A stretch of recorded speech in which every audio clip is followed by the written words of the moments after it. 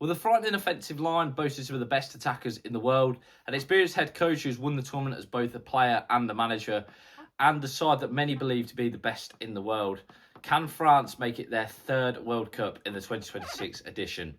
Hello everybody and welcome back to Full House Sports. Here myself Charlie. A reminder before the video starts to please like, comment and subscribe. Anything you guys do is greatly appreciated as I try and become a one-man sports news bandwagon. Yes, next up in my World Cup previews, it is France, Les Bleus, who, like I said at the top, for the last, I don't know how long now, have seemingly headed into every tournament as the favourites. Probably going back to Euro 2016 when they were, of course, the hosts of Euro 2016 and they went into that tournament as favourites. Then they sort of peaked at 2018. They were outstanding when they won the World Cup that year. Then, of course, came 2020. And, of course, that disappointing exit, the shock exit, in fact, to Switzerland. Then 2022, they played their part in that thrilling final and only losing out to Argentina on penalties. Again, 2024, the brilliance of Lamine Yamal did them in the semi-finals. But they are always seemingly at the minute there and thereabouts. Combine that with the efforts, of course, of a team nation that also won their first World Cup back in 1998 when captained by a certain Didier Deschamps, who now finds himself in the France dugout. And a side that also boasted such talents as, of course, Zizou alongside others. France's World Cup pedigree is there for all to see, especially in recent years. And there is very good reason why they are also the favourites for this competition.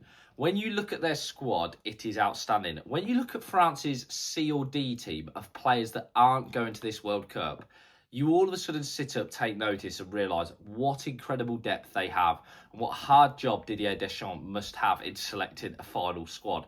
They came to qualification undefeated, 5 wins and 1 draw. The only draw being in Reykjavik to Iceland. But Iceland, Ukraine and Azerbaijan were swiftly dealt with.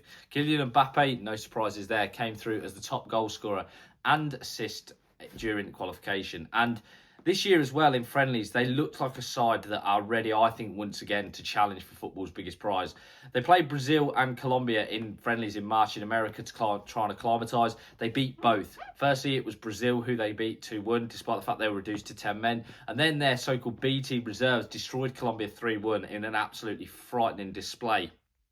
They are a side that is so good on paper and most of the time do it as well on the grass.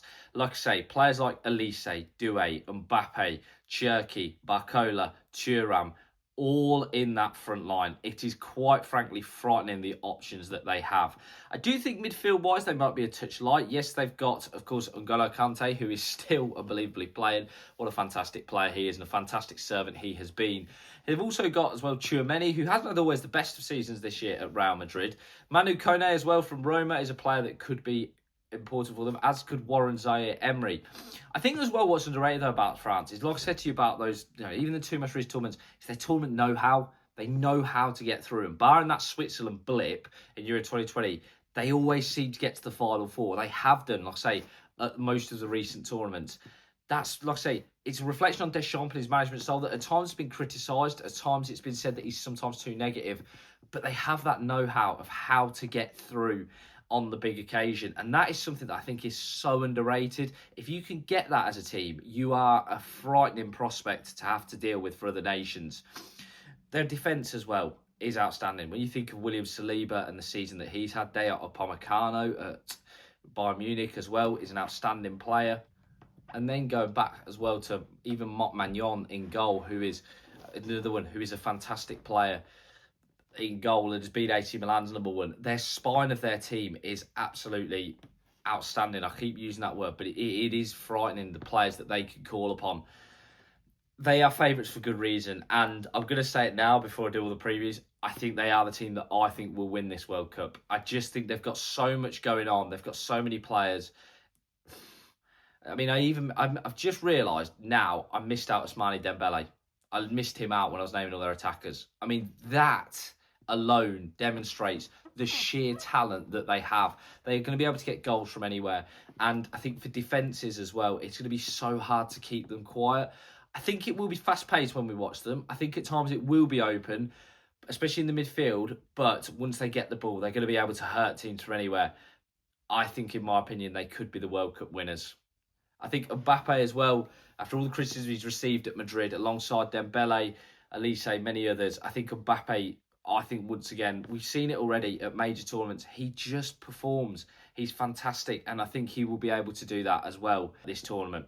As always, guys, let us know what you think. Please like, comment, and subscribe. Anything you guys do is greatly appreciated as I try and become a one-man sports news bandwagon.